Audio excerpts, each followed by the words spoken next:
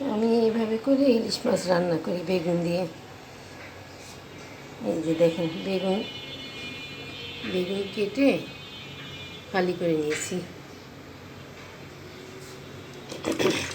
পেঁয়াজ কুচি করে নেব। ইলিশ মাছটাকে একটু ভেজে নেব। ইলিশ মাছটা হালকা একটু ভেজে নিচ্ছে, বেশি ভাজবে না।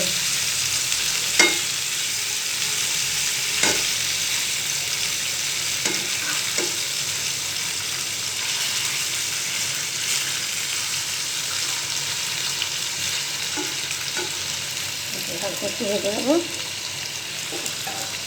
তারপরে বেগুন দিয়ে রান্না করবো। মাছটা এভাবে ভেজে নিয়েছি। এখন এখানে কড়াই বসিয়ে তেল দিয়ে দিলাম।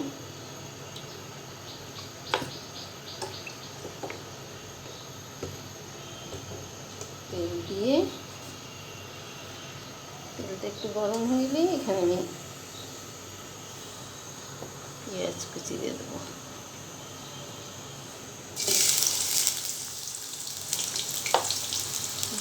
পেঁয়াজ কুচি, সাথে সামান্য একটু রসুন কুচি দেবো।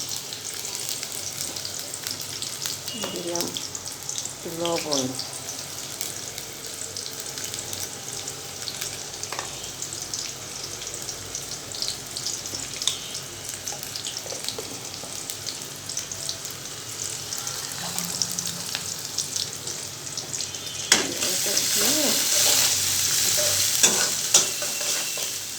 একটু নরম হলেই এর মধ্যে মশলা দিয়ে দেবো।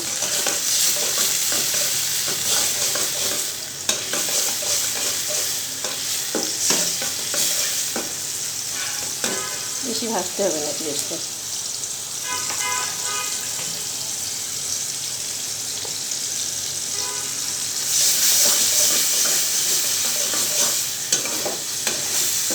হালকা ভাজার মধ্যে দিয়ে দেবো 1 চামচ হলুদের গুঁড়া, 2 চামচ মরিচের গুঁড়ো, আর একটু ধনিয়ার গুঁড়ো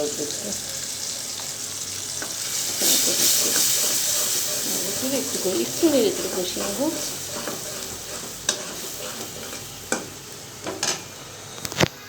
একটু পানি দিয়ে দেবো।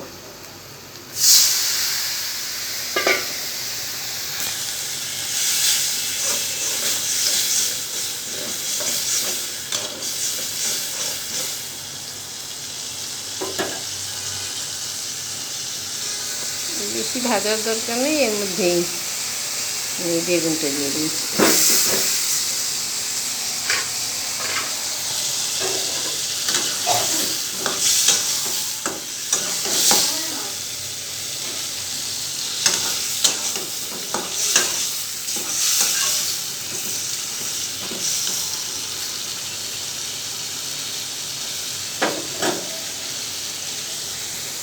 বেগুনটা ঢাকা দিয়ে হালকা একটু সিদ্ধ এলে এর মধ্যে মাছ দিয়ে দেবো। একটু পানি দিয়ে মাছ দিয়ে দেবো।